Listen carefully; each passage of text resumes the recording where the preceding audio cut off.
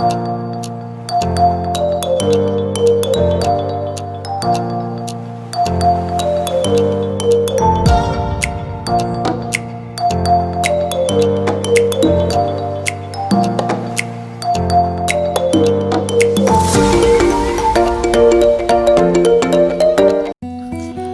assalamualaikum. Selamat datang di channel YouTube baru aku, Ovi Feria. Salam kenal ya, aku Ovi. Aku ingin share mengenai seputar endometriosis. Nah, aku terdiagnosa endometriosis sejak 3 tahun dan usia pernikahanku sekarang sudah menginjak 5 tahun. Dan sampai sekarang pun aku belum juga diberi momongan. Tapi aku ingin mengajak kalian semua yang statusnya sama seperti aku, punya penyakit endometriosis dan belum juga memiliki momongan. Yuk kita simak apa sih endometriosis dan bagaimana solusinya agar aku ingin hamil secara alami dan si endometriosis itu bisa hilang. Tapi jangan lupa komen, like, dan subscribe ya teman-teman. Terima kasih. Pertama, aku ingin menjelaskan mengenai gejala endometriosis. Jadi simak baik-baik ya. Apakah beberapa gejala ini seperti apa yang kalian rasakan?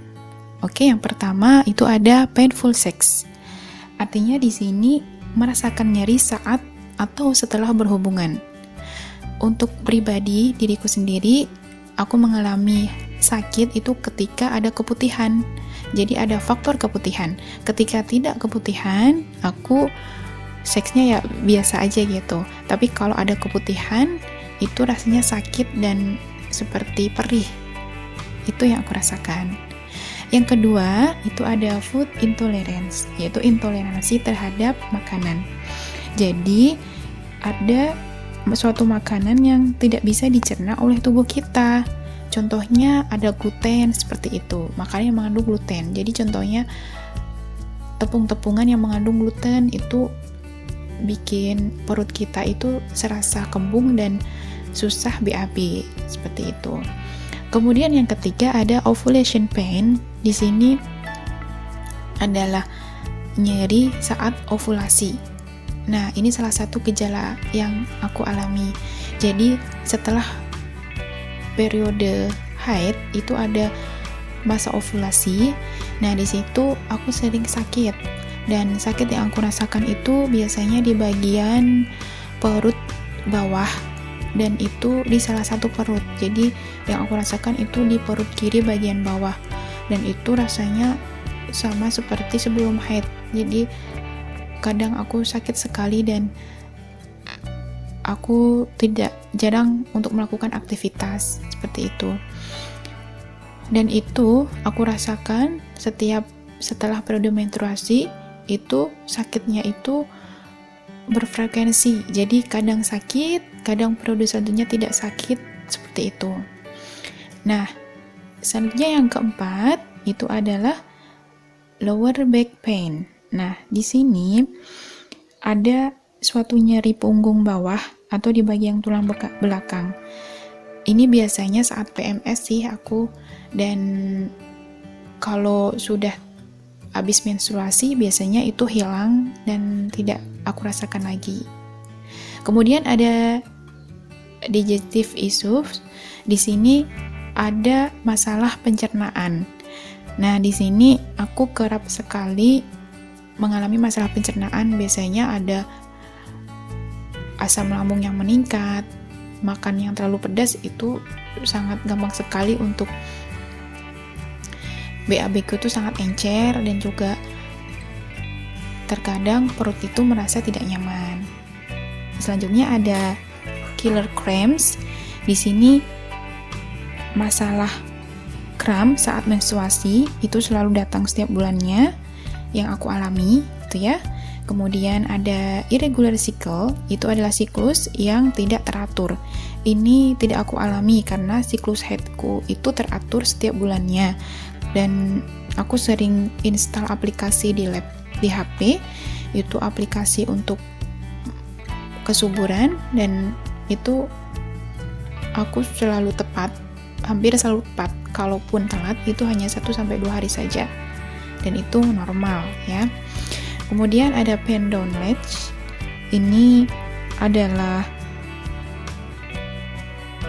nyeri di bagian kaki, tapi ini tidak aku rasakan. Kemudian ada exhaustion. Exhaustion di sini kita merasa sering kelelahan. Pun kalau kelelahan ini banyak faktor sih. Kalau aku bekerja sangat berat juga otomatis lelah, tapi kalau tidak bekerja itu tidak lelah sih yang aku rasakan. Kemudian ada painful urination. Di sini ada nyeri saat buang air kecil ataupun buang air besar. Itu tidak aku alami juga, karena biasa saja sih kalau buang air kecil, tidak ada nyeri apapun. Kemudian ada chest pain. Di sini sesak di dada. Nah, di sini tertentu saja aku sering mengalami sesak di dada, apalagi kalau cemas. Mungkin di sini ada faktor lain ya, kecemasan. Jadi rasanya sesak. Kalau tidak cemas ya dadanya merasa biasa aja, normal gitu. Dan semua itu mengakibatkan infertility atau kemandulan. Karena kalau dia makan mandul itu kan 1 tahun kita berhubungan secara normal, belum dikarunia anak, itu namanya infertility. Dan saya sudah hampir 5 tahun ini belum juga dikasih momongan. Nah, ini beberapa gejala daripada endometriosis. Kalau dari aku sendiri yang aku alami itu tidak semuanya ada pada diri aku, tapi hanya ada beberapa yang gejala serupa. Nah, bagaimana dengan kalian? Oke, next, aku ingin menjelaskan apa itu endometriosis. Jadi, penjelasanku kali ini berdasarkan dari jurnal, kemudian dari artikel, ataupun dari perbincangan dengan dokter. Nah, pertama itu menurut Dr. Hilwah Nora. Apa sih endometriosis itu? Atau yang disebut juga dengan kista coklat. Jadi, kista coklat itu gumpalan darah yang kalau diiris berwarna coklat. Nah, itu nama lain dari endometriosis. Pertama, ternyata ada faktor genetik. Faktor yang kedua itu adalah sistem imun atau imunologi. Nah, kok bisa sih ada gumpalan di dalam rahim kita? Itu ketika si darah itu ada di rongga rahim, itu kan harusnya keluar. Karena itu memang darah kotor. Kalau dia sistem imunnya baik, itu dia bisa keluar karena darah kotor. Dan kalau sistem imun kita tidak bagus, itu akan menempel sebagian dan terus menempel dan mengendap, menggumpal, membentuk sebuah kista. Dan kalau diiris, itu nanti bentuknya coklat seperti darah yang menggumpal gitu ya. Nah, itu yang namanya kista coklat atau endometriosis. Nah, selama kita masih haid, selama masa produktif, kita tetap punya peluang atau kesempatan untuk si kista itu tumbuh, dan dia itu hanya akan berhenti ketika menopause. Nah, artikel ini dikutip dari perbincangan di dalam channel YouTube Cut Razianti SZB. Gimana sih kalau aku ingin hamil alami tapi aku punya endometriosis? Nah, solusinya apa sih? Solusinya adalah diet sehat. Tujuannya untuk menekan pertumbuhan kista dan mempersiapkan kehamilan. Dikutip dari Morula IVF mengenai kiat sukses atau prinsip dasar sembuh endometriosis, penderita itu dapat meningkatkan potensi pembuahan dengan meningkatkan imun tubuh, yaitu dengan diet sehat dan olahraga. Jadi kita yang endometriosis masih berkesempatan besar untuk bisa hamil. Jadi kita harus positive thinking untuk bisa hamil, yaitu kita harus diet endo dan juga tetap olahraga. Sedangkan menurut artikel di Asian Parent, diet kesuburan adalah diet pola makan sehat yang mengedepankan makanan kaya lemak sehat, contohnya omega 3, biji-bijian, dan protein nabati yang berpotensi meningkatkan pasokan sel telur perempuan agar masa ovulasi teratur sehingga cepat hamil. Endo diet tipsnya berasal dari Dr. Zaidul Akbar. Beliau dikenal dengan Dr. Sunnah Rasul. Beliau menyarankan untuk menyetop beberapa makanan. Yang pertama itu makanan yang mengandung gula tinggi.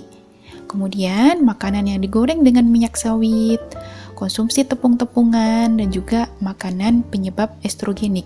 Jadi kita berprinsip menyetop 4 makanan itu ya. Nah, ini contoh makanan yang mengandung gula. Contohnya nasi putih, kemudian ada minuman manis seperti soda atau sirup, dan yang terbuat dari tepung ditambah gula seperti kue, dan juga ada makanan yang digoreng dengan minyak sawit seperti goreng-gorengan, dan juga ada ayam broiler yang mengandung estrogenik yang tinggi. Nah, kenapa mengandung? Karena biasanya di pakannya itu disuntik hormon yang mengandung hormon pertumbuhan sehingga dia berperilaku seperti hormon estrogen di dalam sistem reproduksi kita, sehingga kita over estrogen dan meningkatkan inflamasi dari kista kita. Oleh karena itu sebaiknya kita menghindari ayam broiler. Ada juga ditemukan di protein nabati seperti tauge dan juga turunannya. Turunannya seperti tahu tempe ataupun susu kedelai. Jadi kita prinsipnya menyetop atau menghindari makanan-makanan yang disarankan oleh Dr. Zaidul tersebut ya. Kok bisa ya? Coba kita cek faktanya. Ketika kita mengonsumsi banyak gula, terjadinya resistensi insulin. Sebenarnya insulin itu apa sih? Insulin itu adalah hormon yang mendistribusikan gula darah untuk digunakan sebagai energi di dalam tubuh kita. Nah, bisa terjadi resistensi ketika sel tubuh tidak bisa menggunakan hormon insulin secara efektif. Akibatnya, darah itu tidak dapat masuk ke dalam sel tubuh dan kita kekurangan energi. Padahal gula itu terus menumpuk di dalam darah dan terjadinya diabetes. Akibatnya mengganggu pembuahan dan juga bisa membunuh sperma. Juga bisa berisiko terinfeksi jamur vagina dan akibatnya keputihan. Oke, untuk makanan yang digoreng itu mengandung lemak jahat, contohnya lemak trans. Dalam penelitian menghasilkan suatu zat yaitu akrilamid yang salah satunya menimbulkan penyakit endometriosis, yaitu penyakit ovarium. Untuk konsumsi estrogenik yang tinggi, yang notabene estrogenik itu hormon yang ada di dalam reproduksi kita. Ketika over, itu meningkatkan proses inflamasi atau peradangan. Jadi si kistanya semakin parah dan gejala-gejala yang kita rasakan semakin intens. Oleh karena itu, akibatnya bisa menghambat implantasi dan menyebabkan kemandulan.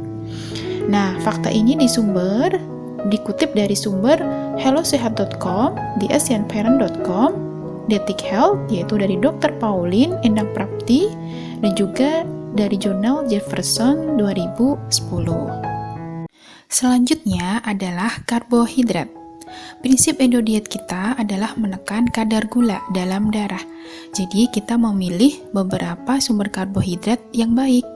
Sumber karbohidrat seperti contohnya nasi putih, nasi merah, ada ubi ungu, ubi kuning, ada jagung, dan juga singkong. Nah, alangkah bijaknya untuk nasi putih kita hindari dulu karena dia mengandung gula yang lebih tinggi dibandingkan sumber makanan yang lain. Jadi, kita bisa beralih ke nasi murah ataupun ke ubi-umbian dan juga jagung. Jadi, bisa digunakan untuk bahan makanan sehari-hari pengganti nasi putih. Untuk pemanis, yaitu gula, yang sering kita konsumsi sehari-hari yaitu gula pasir, kita bisa menggantinya dengan gula aren, kurma, madu, atau gula stevia. Nah, gula-gula ini syarat akan IG yang rendah, jadi kita masih bisa aman mengkonsumsinya, tapi dengan batas yang cukup, maksudnya tidak boleh berlebihan juga ya. Selanjutnya untuk protein hewani, tadi kita tidak boleh memakan protein yang mengandung estrogenik tinggi, contohnya si ayam broiler. Kita bisa diganti dengan ikan. Nah, ikan-ikan ini mengandung omega 3 yang sangat penting sekali untuk menekan inflamasi daripada kista dan juga untuk berpeluang kehamilan. Jadi contohnya apa sih? kita bisa mengonsumsi ikan salmon, ikan tenggiri, tongkol, kembung, ataupun teri. Kalau ikan salmon itu sulit dijumpai, kita bisa menggantinya dengan ikan kembung yang tidak kalah jauh ya sumber omega 3-nya dari ikan salmon. Kalau ikan tenggiri, tongkol itu banyak juga ya di pasar, bahkan ikan teri itu juga banyak. Jadi ikan-ikan yang sumber dari laut ini syarat akan omega 3 yang sangat bagus untuk menekan kista dan juga berpeluang terhadap kehamilan. Selanjutnya, untuk bahan makanan lain, apa sih yang perlu dihindari? Yang pertama, untuk sayuran, kita sebaiknya perlu menghindari sawi putih, kangkung, atau tauge. Di sini, mengurangi khasiat obat yang diminum. Jadi kalau kita promil ataupun juga sedang pengobatan kista, kita juga mengonsumsi sayuran tersebut, itu bisa mengurangi khasiat obat yang diminum. Jadi sebaiknya kita beralih ke brokoli, bayam, daun kelor, sawi hijau yang lebih banyak nutrisinya. Nah, untuk buah yang mengandung alkohol itu dihindari juga, seperti nanas, durian, dan juga nangka. Kemudian kita bisa beralih ke buah yang lebih sehat dengan kandungan alkohol yang sedikit atau bahkan tidak ada kandungannya ya. Contohnya apel, buah bit, pisang, jeruk, jambu, pepaya maupun tomat.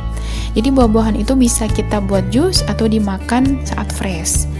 Kemudian tepung-tepungan, jenis tepung-tepungan itu contohnya tepung terigu atau tepung gandum yang di sini mengandung gluten ya. Biasanya di sini ditemuin di sejumlah mie ataupun kita saat memakan kue, roti. Nah, itu dihindari saja. Kita dianjurkan untuk tepungnya itu dari tepung oats, tepung jagung, atau singkong, atau tepung beras merah. Itu lebih sehat ya. Kemudian untuk minuman, kita yang setiap pagi sering ngopi atau teh atau minum soda di siang hari, kita hindari dulu deh minum-minuman itu karena di situ berpengaruh terhadap peluang kehamilan. Jadi lebih baik kita membiasakan untuk minum jus buah atau ramuan rimpang yang sudah diramukan oleh Dr. Zaidul Akbar. Nah, selamat mencoba ya teman-teman Endodiet Promilnya. Semoga ikhtiar kita untuk sembuh dari endometriosis dan segera hamil bisa berhasil ya. Amin. Nah, ikuti terus video aku selanjutnya mengenai menu Endodiet Promilku sehari-hari. Sampai di sini dulu ya. Wassalamualaikum warahmatullahi wabarakatuh.